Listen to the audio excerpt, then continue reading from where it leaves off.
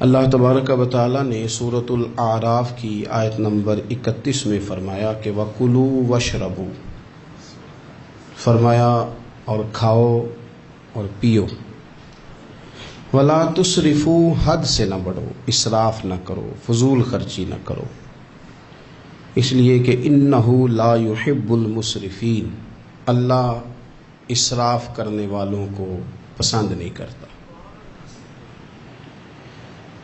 بنو عامر ایک قبیلہ تھا، حج کے لیے آیا کرتا تھا۔ دور جاہلیت میں بھی لوگ حج کرتے تھے، اگرچہ اپنے طریقوں پر کرتے تھے۔ تو قبیلے کے لوگ حج کے لیے آتے تو وہ بہت کم کھانا کھاتے، جب حج پہ آتے بہت تھوڑا، گوشت اور چکنائی تو بالکل استعمال ہی نہیں کرتے تھے۔ نبی پاک صلی اللہ تعالی علیہ وسلم کے بعد صحابہ نے عرض کی، یا رسول اللہ صلی اللہ تعالی علیہ وسلم، حضور ہمارا زیادہ حق نہیں بنتا کہ ہم بھی کچھ چیزوں سے پرہیز کریں؟ اب آپ اندازہ فرمائیں کہ کچھ لوگ ایسے ہیں کہ جو روز شام کو گوشت کے ساتھ کچھ کھاتے ہیں، گوشت کھائیں گے یا گوشت ملا کچھ کھائیں گے تو ان کو پورے حج کے سارے دن ہی منع کر دیا جائے، اور چکنائی اور گھی استعمال نہیں کرنا، تو کون شخص ہے جو اس کے بغیر رہ پائے گا؟ تو صحابہ نے عرض کیا کہ یا رسول اللہ صلی اللہ تعالی علیہ وسلم، ہم بھی یہ کام نہ کریں، ہمارا زیادہ حق نہیں؟ تو اللہ تعالیٰ نے آیت نازل کر دی، فرمایا نہیں، کلوا واشربوا، کھاؤ بھی اور پیو بھی، بس ولا تسرفوا، حد سے نہ بڑھنا، اسراف نہ کرنا، فضول خرچی نہ کرنا، جو بھی کھاؤ پیو حد میں رہ کے۔ کھانے پینے سے اسلام منع نہیں کرتا، لیکن ولا تسرفوا، حد سے تجاوز۔ کیا معنی ہے اس کا؟ ایک معنی تو یہ ہے کہ جب تم کھاؤ تو تم حدود میں رہ کے کھاؤ گے، حلال حرام کی تمیز رکھ کے کھاؤ گے۔ تم مسلمان ہو، تمہارے اوپر کچھ ضروریات ہیں، ایسا نہیں ہو سکتا کہ جو تمہارے سامنے آیا تم کھا جاؤ۔ جو تمہارا ہے تم صرف وہی کھاؤ گے، جو تمہارا نہیں ہے تم اس کے قریب نہیں جاؤ۔ دوسرا معنی یہ ہے ولا تسرفوا کا، ہمارے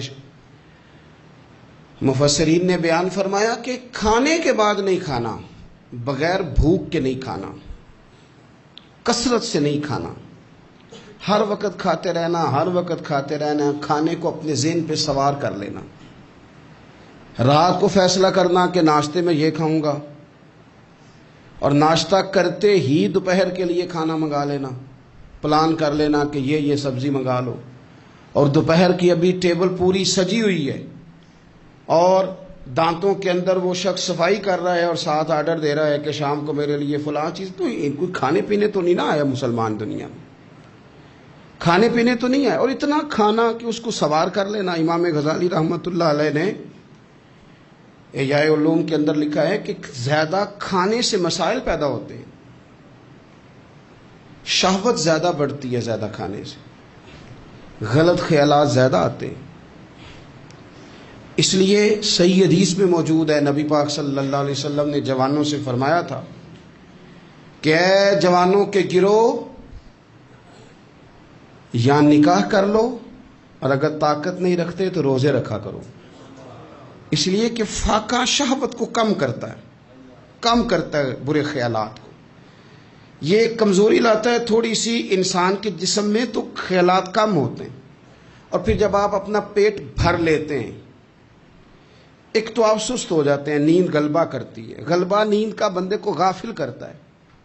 کیسے میں بتاؤں یہ بات، کیسے بتاؤں کہ بہت سارے پکے نمازی بھی فجر نہیں پڑھتے، سوائے اس کے کہ کھا بہت لیا ہے، اور وہ نیند کے غلبے نے صبح اٹھنے نہیں دیا۔ غفلت پیدا ہوتی ہے، شہوت پیدا ہوتی ہے، اور جب آپ کا ذوق بن جاتا ہے زیادہ کھانے کا، پھر آپ کی ذہن کی مشقت بڑھ جاتی ہے، آپ پھر زیادہ کوشش کرتے ہیں، سکون زندگی میں ختم ہو جاتا ہے، پھر یہ بھی کمانا ہے، وہ بھی کمانا ہے، یہ بھی کرنا ہے، خواہشات بڑھتی ہیں، آپ کا معاملہ آگے کی طرف نکل جاتا ہے۔ کوشش کریں زندگی کے اندر آپ اعتدال کے ساتھ، یعنی اسلام کھانے سے تھوڑی منع کر رہا ہے، کھانے سے منع نہیں کیا جا رہا، آپ کو حد سے بڑھنے سے، اعتدال میں رہ کے آپ یہ کام کریں، اعتدال میں رہ کے آپ کچھ چیزوں سے بچیں، معتدل رکھیں اپنے آپ کو۔ عزیز دوست، اعتدال ویسے بھی زندگی میں وہ بندہ تنگ نہیں ہوتا جو اعتدال کے ساتھ چلتا ہے. جو درمیانی چال چلے وہ پریشان ہے. بہت زیادہ کھانا کھانے کا رواج آ گیا ہے. اور پھر یہ کہ کچھ چیزیں بطور فیشن کے بھی، یعنی لوگ کہتے ہیں برگر کا اور پیزے کا رواج بہت زیادہ ہے. میرا ذاتی اس میں رائے یہ ہے کہ بہت سارے لوگ ہیں جو پیزے برگر کو آج بھی پسند نہیں کرتے، لیکن مصیبت یہ ہے کہ یہ کھانا فیشن ہے. یہ نہیں کھائیں گے تو لوگ ہمیں امیر کیسے کہیں گے، نہیں کھائیں گے تو لوگ پڑھا لکھا کیسے کہیں گے، جدید دنیا کا بندہ کیسے مانیں گے اگر نہیں کھائیں گے. نہ کریں ایسا، سادی غذا کھائیں اور بہت زیادہ کھانا کھانے سے اپنے آپ کو بچائیں. نبی پاک صلی اللہ تعالی علیہ وسلم خزانوں کے مالک ہیں، خزانوں کے، لیکن حضور نے نا فقر اختیار کیا، تھوڑا کھایا. یہ حدیث کبھی دل کی تختی پہ لکھ لیں تو کام آئے گی. یعنی کون سا ایسا گھر ہے جس میں شام کو روٹی نہ پکے تو قیامت نہ کھڑی ہو. عورتیں احتجاج نہ کر دیں، بلکہ روٹی نہ پکنا تو دور کی بات ہے، بچوں کی مرضی کی نہ پکی ہو تو وہ چیزیں توڑتے ہیں. لیکن قربان جائیں، ادھر دیکھو نا، کچھ ہمارے اوپر ہمارے دین کی بھی تو ذمہ داریاں ہیں نا. ہم نبی پاک سے محبت کرنے والے ہیں، کچھ سرور کائنات کی غلامی کے بھی تو قرض ہے نا ہمارے ذمہ. میرے نبی پاک صلی اللہ علیہ وسلم کی پیاری زوجہ ام المومنین عائشہ صدیقہ رضی اللہ تعالیٰ عنہ فرماتی ہیں، مدینہ شریف آنے سے لے کر حضور کے وصال ظاہری تک کبھی ایسا نہیں ہوا کہ ہم نے 3 دن تک مسلسل پیٹ بھر کے گندم کی روٹی کھائی ہو. 10 سالوں میں کبھی ایسا. یہ بھی تو دین ہے نا، یہ بھی تو بھائی دین ہے کہ صرف نعرے لگانا ہی دین ہے، کہ صرف یہ کہنا ہی دین ہے کہ جناب میٹھا کھا لو، کھانے کے درمیان سنت ہے، مسواک کر لو سنت ہے. یہ بھی تو سنت ہے کہ مسلسل 3 دن تک حضور نے پیٹ بھر کے کھانا نہیں کھایا. کوئی مجبور ہے اس کے لیے؟ حضور مجبور ہے نبی پاک صلی اللہ علیہ وسلم اس کے لیے؟ یہ حضور کی چاہت ہے، تھوڑا کھانا کھایا جائے، کم پہ گزارا کیا جائے اور سادہ غذا کو استعمال کیا جائے. کوئی کام نہیں کر پاتے ہمارے بچے، روٹی کھاتے ہیں مرضی کی، ثقیل غذا کھاتے ہیں جو ہضم مشکل سے ہوتے، اور پھر کھاتے ہی فوراً موبائل لے کے وہ لیٹ جاتے ہیں. تو وجود کے اندر وہ صلاحیت ہی نہیں ہے کہ آگے بڑھ کے کوئی کام کر سکے. میرے نبی پاک علیہ السلام نے فرمایا کہ ہر چیز کی زکوٰۃ ہوتی ہے. ابن ماجہ میں یہ حدیث آپ کو ملے گی، ہر چیز کی زکوٰۃ ہوتی ہے. زکوٰۃ کا معنی پاک کرنے والی چیز. جب آپ زکوٰۃ دیتے ہیں تو زکوٰۃ آپ کے مال کو پاک کر دیتی ہے. فرمایا ہر چیز کی کوئی زکوٰۃ ہوتی ہے، اور فرمایا یہ جو تمہارا جسم ہے نا، اس کی زکوٰۃ روزہ ہے. روزہ اس کی زکوٰۃ ہے. گویا جب تم روزہ رکھتے ہو، حدیث ہمیں بتاتی ہے کہ پھر ہم اپنے آپ کو پاک کر لیتے ہیں. یہ بھوک وجود کو پاک کرتی ہے. آپ کے ذہن کو، یہ جس بندے میں بڑی صلاحیت ہے نا کام کرنے کی، وہ روٹی بہت زیادہ کھاتا ہے تو پردہ پڑ جاتا ہے، کر ہی نہیں پاتے کچھ. اور کھانے کے معاملے میں دیکھتا ہوں کہ شدت. میرا خیال ہے کہ شادی کے ولیمے میں جو گوشت پکتا ہے اس کے علاوہ بھی تو گوشت ہمیں ملتا ہی ہے نا. لیکن بعض لوگوں کو دیکھا جاتا ہے کہ وہ اتنا سالن ڈال لیتے ہیں کہ شاید ان کا خیال ہوتا ہے کہ آخری روٹی ہے، راج کے کھا لیں، اس کے بعد شاید چھٹی ہے تیری. بھئی آپ کیا کر رہے ہیں؟ اتنا کھا سکتے ہیں آپ جتنا آپ نے ڈال لیا ہے؟ اور پھر سنجیدہ قسم کے لوگ ہیں، سیانے لوگ، تو وہ کھانے پہ اس طرح مطلب اٹھ کے بھاگنا. بھئی جو چیز نصیب میں ہوتی ہے وہ تو چل کے بھی آ جاتی ہے، وہ تو اسباب اللہ بنا دیتا ہے. لیکن اپنی طبیعت کا ماحول یہ بنا لینا کہ کھانا ہی کھانا ہے، اور کھانے کے معاملے میں شکایتیں کرنا کہ مجھے جناب دیکھو فلاں آدمی کے میں گھر گیا تھا تو بوٹیاں کس طرح کی دے گیا ہے. کئی دفعہ تھوڑی سی نا بات سن کے تو بندے کا قد دیکھ کے شرم آتی ہے کہ کتنا تو بڑا آدمی ہے اور تو نے کتنی چھوٹی بات کر دی ہے، تو کیا عجیب بات کر رہا ہے. تو نبی پاک صلی اللہ تعالی علیہ وسلم اعتدال کے ساتھ کھانا کھاتے، فقر کو پسند کرتے. میرے نبی کریم صلی اللہ تعالی علیہ وسلم نے کم کھانا کھانا مومن کی علامت قرار دیا. حضور صلی اللہ تعالی علیہ وسلم فرماتے ہیں مومن ایک آنت سے کھاتا ہے، ایک آنت سے مومن کھاتا ہے، اور کافر اور منافق 7 آنتوں سے کھاتا ہے. 6 گنا زیادہ روٹی کھاتا ہے کافر اور منافق مومن سے. 7 آنتوں کے ساتھ کھاتا ہے۔ ہمارے ہاں تو اللہ کے فضل سے نا اب کھانا کھانے کی اور کھانا کھلانے کی دوڑ لگی ہوئی ہے۔ یعنی عجیب فلسفہ ہے لوگوں کا کہ 4-5 نوجوان ہیں تو کہتے ہیں آج دعوت تیری طرف ہے اور کل دعوت میری طرف اور پرسوں اس کی جانب ہے اور ترسوں اس کی جانب ہے، اور لوگ اس قدر زیادہ یہ دعوت کا شوق رکھتے ہیں، اتنا زیادہ۔ مثلا میرے ساتھ لوگ بڑا پیار کرتے ہیں لیکن صرف دعوت دیتے ہیں کھانے کی، تو میں کہتا ہوں آپ دعوت دینے کی بجائے ہماری دعوت قبول کیوں نہیں کرتے؟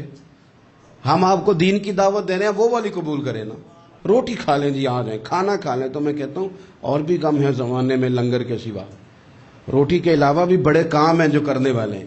تو آپ اعتدال کے ساتھ کھانا کھائیں، ضرور کھائیں، جو نعمتیں آپ کے پاس ہیں ان سے آپ لطف ضرور حاصل کریں، لیکن اعتدال کے ساتھ۔ اور پھر آپ کو پتہ ہے جب آپ بے تحاشا کھانا کھاتے ہیں نا، اس کا نقصان یہ ہوتا ہے کہ پھر انسان، میں نے دیکھا ہے جب بندے مالدار ہو جاتے ہیں نا یا سہولیات ان کو مل جاتی ہیں تو انہیں غریبوں کا دکھ ختم ہو جاتا ہے۔ اکثر امیر آدمی کے دوست بھی امیر ہوتے ہیں، پھر وہ کہتے ہیں کہاں غربت ہے پیر صاحب؟ کس نے کہا آپ کو؟ کس نے کہا آپ کو کہ لوگوں کو کپڑا نہیں ملتا، سارے لوگ ٹھیک ہیں؟ کیوں بھلا؟ اس لیے کہ وہ امیر تھا تو اب دوستی بھی امیروں کے ساتھ ہو گئی۔ پھر نہ کچے مکان نظر آنے بند ہو جاتے ہیں، پھر چوک میں دیہڑی کے لیے کھڑے مزدور نظر آنے بند ہو جاتے ہیں، پھر ہسپتال میں کبھی جاؤ نا، میں نے یہ نظام دیکھا ہے کہ ایسے نوجوان بھی ہیں جو میڈیکل سٹور والے سے کہہ رہے ہوتے ہیں کہ شناختی کارڈ رکھ لے، اماں کے لیے مجھے گولیاں جلدی دے دے، میرا بھائی آتا ہے تو تجھے پیسے دیتا ہے۔ یہ لوگ بھول جاتے ہیں نا، اس لیے کہ ہم تو اب چیزیں جو ہیں وہ ہوم ڈیلیوری پہ لے رہے ہیں، پیسہ ہی بڑا ہے۔ ہمیں کب یاد رہے گا کہ کوئی بھوکا ہے؟ ہمیں کب یاد رہے گا؟ لیکن یہ تب ہے جب آپ کبھی بھوکا رہنا سیکھے، آپ کی طبیعت میں ہو۔ میرے رسول پاک علیہ السلام نے فقر اختیار کیا تاکہ پتہ چلے غریب کی بھوک کی تکلیف کیا ہے۔ دیکھو حضرت یوسف علیہ نبینا علیہ السلام کے بارے میں امام غزالی نے لکھا ہے کہ جناب یوسف علیہ السلام نے تو غلہ جمع کر لیا تھا مصر میں، آپ نے خواب دیکھی تھی تو غلہ آپ نے جمع کر لیا، باقی سب علاقوں میں فاقہ تھا، غربت تھی، قحط تھا۔ مصر کے لوگ سکون کے ساتھ 3 ٹائم پیٹ بھر کے کھانا کھاتے تھے، اور آپ نے سب اپنے ملک میں آسانی کی تھی کہ آرام سے کھانا کھاؤ، لیکن جناب یوسف خود ایک دن میں 1 روٹی کھاتے، بھوکے رہتے، بھوکے فاقہ کاٹتے۔ لوگوں نے کہا حضور آپ خزانوں کے مالک ہیں اور آپ جو ہیں وہ کھانا نہیں کھاتے، کیا مقصد ہے؟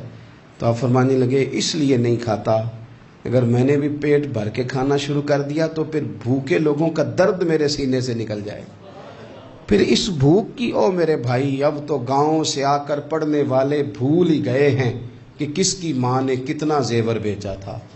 لوگوں کو بھول جاتا ہے، جب کسی مقام پہ پہنچ جاتے ہیں، پیسہ آ جاتا ہے، عہدہ مل، بھول جاتے ہیں لوگ۔ فرمانے لگے اس لیے بھوکا رہتا ہوں تاکہ بھوکوں کی تکلیف کا مجھے احساس ہو، اس لیے بھوکا رہتا ہوں۔ اگر آپ کی طبیعت احساس والی ہے نا، احساس والی، میں کیا کروں؟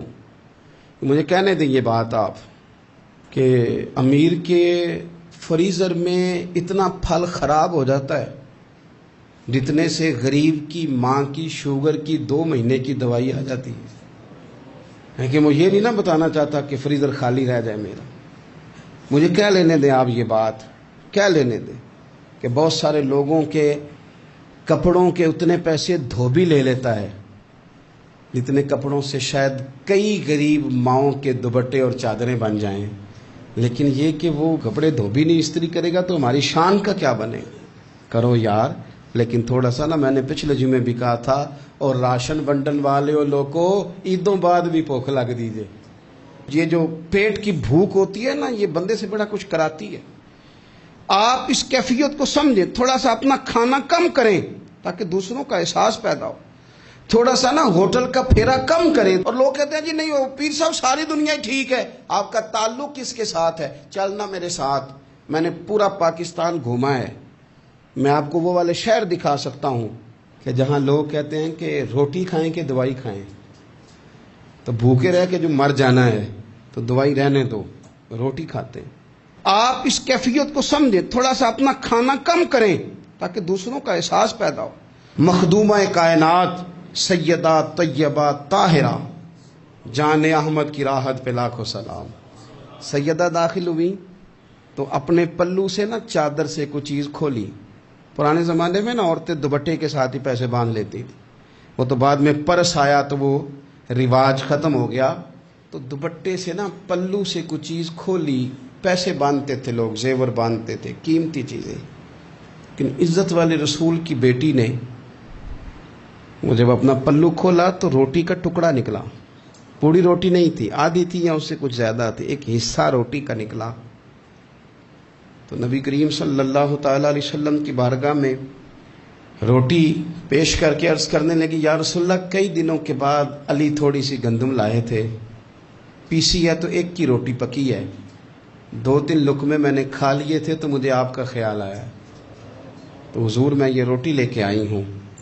اللہ کے محبوب نے روٹی اپنے دست مبارک پہ رکھی، ایک ٹکڑا ایک لقمہ توڑ کے منہ کے قریب کیا، پھر سیدہ کی طرف دیکھ کے فرمایا، پتر 3 دن میں نا 3 دن اور 3 راتوں میں یہ پہلا لقمہ ہے جو تیرے باپ کے گلے سے گزرنے لگا۔ یہ 2 جہاں کے شاہ ہیں، یہ پاس کچھ رکھتے نہیں، 2 جہاں کی نعمتیں ہیں، ان کے خالی ہاتھ میں۔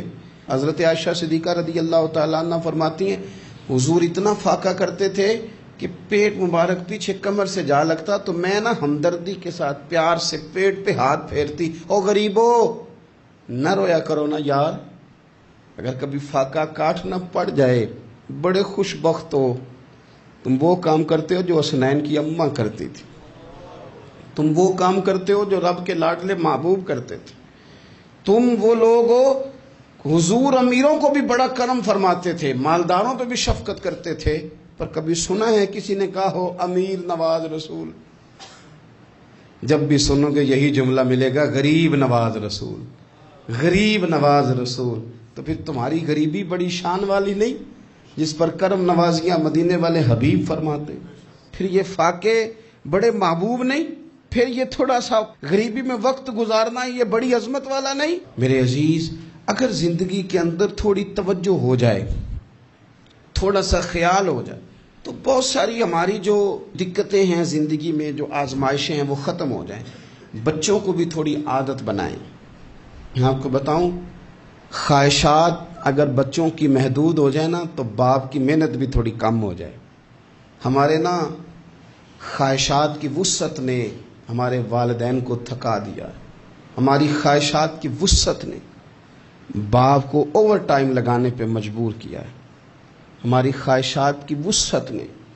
کئی باپ ہیں جن کا اب دل کرتا ہے کہ پردیس سے واپس آ جاؤں، جن کا دل کرتا ہے کہ اب پتہ نہیں ہے زندگی کا تو میں لوٹ آؤں۔ کاش بیٹے اپنی خواہشات کم کر دیں، کاش بچے اپنی خواہشات تھوڑی محدود کریں، تھوڑے پہ گزارا سیکھیں، تاکہ ہمارے بہت سارے پردیس میں رہنے والے لوٹ آئیں دیش میں، اپنوں کے ساتھ آ کے وہ رہیں، وہ اپنوں کے جنازے پڑھیں، وہ اپنوں کی فاتحہ میں شریک ہوں، وہ اپنوں کے دکھ سکھ دیکھیں۔ خواہشات کی وسعت، بہت کھانے کا شوق، انواع و اقسام کے کپڑے، لیکن لوگوں کی جوانیاں پردیس کھا گیا اور ان کی دولتیں خواہشات کھا گئیں۔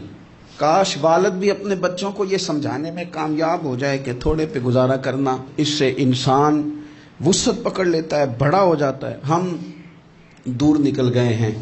نبی پاک صلی اللہ تعالی علیہ وسلم نے فرمایا، امام بہقی حدیث لائے ہیں، حضرت ابو امامہ باہلی رضی اللہ تعالیٰ عنہ حدیث کے راوی ہیں، حضور فرماتے ہیں میرا دل کرتا ہے کہ ایک دن میں سیر ہو کے کھاؤں اور ایک دن بھوکا رہوں، میرا دل کرتا ہے۔